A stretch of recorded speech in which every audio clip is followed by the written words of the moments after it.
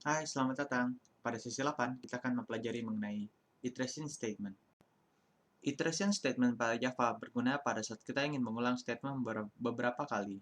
Contoh, pada saat kita ingin mencetak kata loop sebanyak 10 kali, maka kita bisa untuk menggunakan iteration statement dibandingkan harus mengetik system.out.println 10 kali.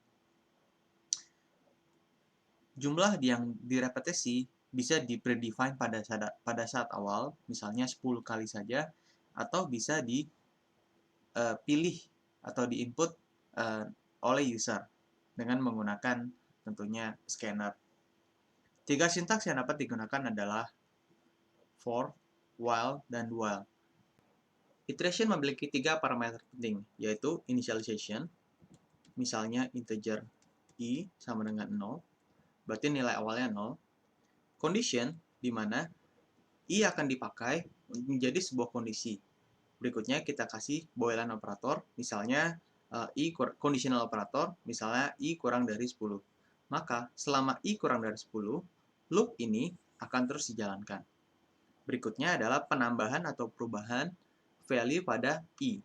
Misal kita bilang i++ atau i sama dengan i plus 2.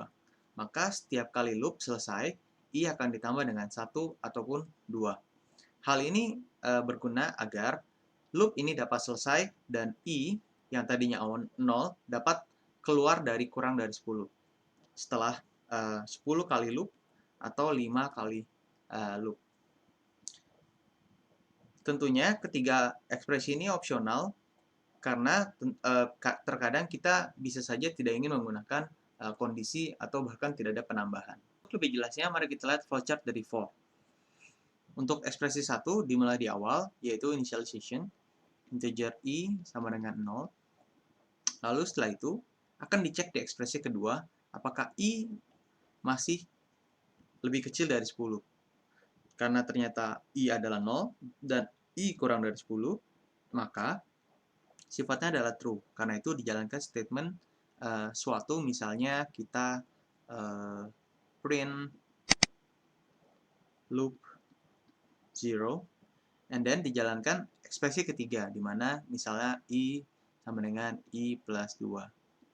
Setelah itu, nilai 0 akan berubah menjadi 2. Dilakukan pengecekan lagi, apakah 2 lebih kecil dari 10? Ternyata masih true, karena itu akan dijalankan lagi print loop 2.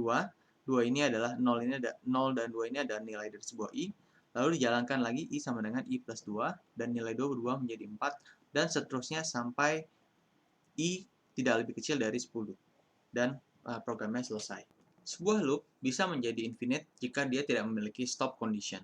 Karena itu, hati-hati dalam penggunaan expression 1, 2, dan 3. Walaupun opsional, tetap harus dipakai. Untuk break dari infinite loop, kita harus menggunakan keyword break. Selain itu, loop juga bisa di-nested, sehingga kita bisa mendapatkan loop dalam loop. Misal, kita menggunakan for, dan di bawahnya ada for lagi, dan seterusnya. Ini adalah nested loop. Selain for, kita juga memiliki keyword while. Terdapat 2 cara penulisan. Yang pertama adalah jika single statement, maka gunakan atas. Jika lebih dari 1, maka gunakan yang bawah. Pilih while, lalu setelah itu berikan expression-nya untuk diperiksa apakah true atau false. Untuk lebih jelasnya, mari kita lihat flowchart-nya. Berikut adalah program start, lalu dia jalan ke bawah, lalu dia akan periksa kondisinya. Dengan menggunakan contoh yang sama, misal kondisinya adalah i kurang dari 10, dan di awal kita bilang i sama dengan 5. Karena 5 masih lebih kecil dari 10, maka kondisinya adalah true, dan kita jalankan suatu statement. Setelah itu akan kembali lagi berjalan seperti awal, dan dicek lagi kondisinya, sampai kondisi tersebut adalah false. Selain while, kita juga memiliki sintaks do while. Mirip seperti while, do while juga dilakukan untuk melakukan iterasi. Tetapi bedanya, while pengecekannya dilakukan di awal, sedangkan do dilakukan di akhir. Sehingga kalau kita lihat, do akan melakukan statement terlebih dahulu, baru dicek kondisinya di bagian akhir. Dan selama benar, ekspresi ini masih benar, maka do akan dijalankan terus-menerus. Statement ini akan dijalankan terus-menerus. Kalau kita lihat, pada saat program mulai, akan dijalankan sebuah statement, lalu akan dicek kondisinya. Misal, jika I kurang dari 10, maka akan dijalankan kondisi true. Tapi jika I sudah tidak kurang dari 10, maka akan dijalankan kondisi true. Sekarang mari kita lihat contoh coding dari masing-masing algoritma tersebut. Pertama adalah for. Kita jalankan programnya. Di sini akan di print 10 kali dari 0 sampai 9. Karena pada saat kondisi I adalah 10, kondisinya sudah salah. Sehingga keluar dari loop. Sehingga bisa dilihat di sini, terdapat loop 0 sampai 9. Lalu kita juga bisa memasukkan iterasi yang kita inginkan. Misal 99 iterasi. Maka akan tercetak 99 iterasi. Berikut adalah contoh dengan menggunakan while statement. Tidak berbeda jauh, bukan? Kalau kita lihat, terdapat initialization, terdapat kondisi, dan juga terdapat increment. Oleh karena itu, sintaks ini mirip sekali, tapi hanya beda penggunaannya. Nah, yang dimaksud dengan looping forever adalah seperti ini. Jika kita menghilangkan incrementnya dan kita jalankan, maka loopnya akan terus berulang dan tidak pernah selesai dan terus-menerus 0. Cara untuk stopnya adalah tekan tombol kotak. Berikut adalah tombol implementasi algoritma do while statement.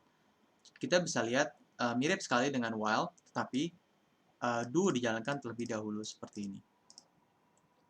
Nah, kita juga bisa menjalankannya dan kita bisa memasukkan iterasi yang kita inginkan.